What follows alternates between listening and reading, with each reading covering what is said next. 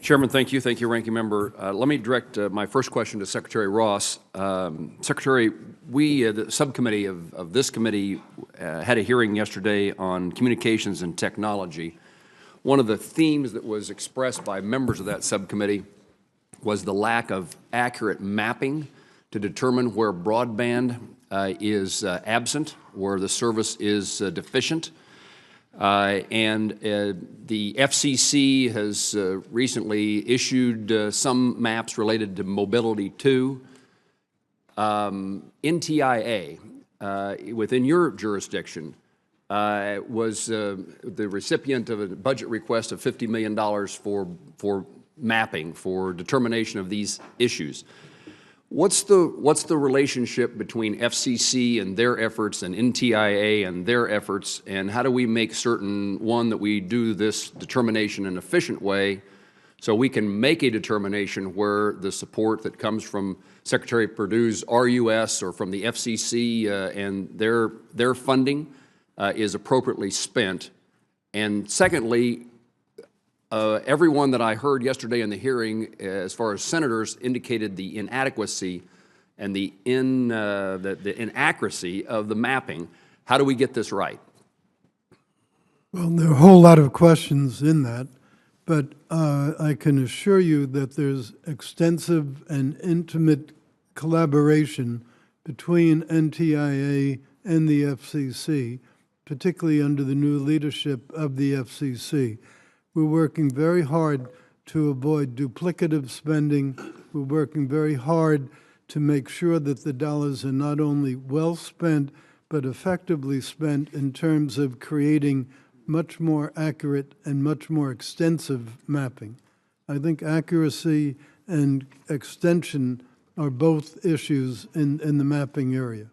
Well, Mr. Secretary, I just would ask you to pay personal attention to the accuracy, the adequacy of that mapping, and make sure we get it right, because I think this committee and other members of the Senate are interested and willing to be supportive of broadband deployment in rural areas, but we don't have the information, in my view, that tells us where best that money could be spent. Sure. Well, also, as you know, Commerce through NTIA created FirstNet, which is bringing 911 nationwide.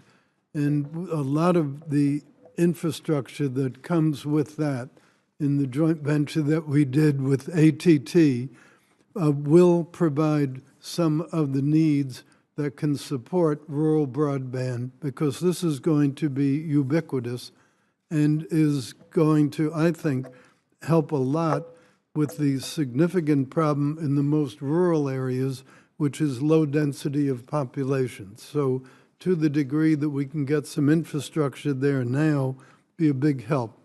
I think the other great new thing are these constellations of low orbit satellites. And those are going to be a very, very big help, because it's a very low cost way of providing broadband on a broader basis. So we think technology is coming through and is something that needs to be used very, very effectively as these constellations of small satellites at low Earth orbits. Mr. Secretary, thank you. You mentioned that extensively in your confirmation hearing, and I remember it.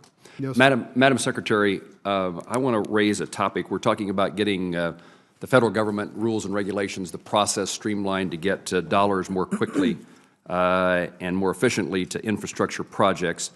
Kansas City has received funding in the FY17 omnibus that was passed last year for a project. It's a small start transit project, and I know transit is outside of this committee's jurisdiction, but I'm also a member of the banking committee that has jurisdiction, and transit is an important part of our infrastructure plan.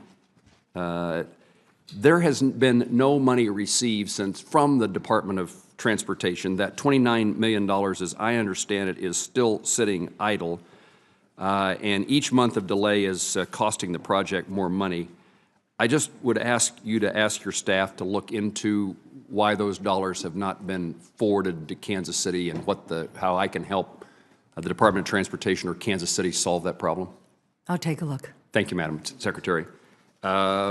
In 6 seconds, Secretary Perdue, I would raise the same issue with you in regard to coordination, rural utility services, FCC.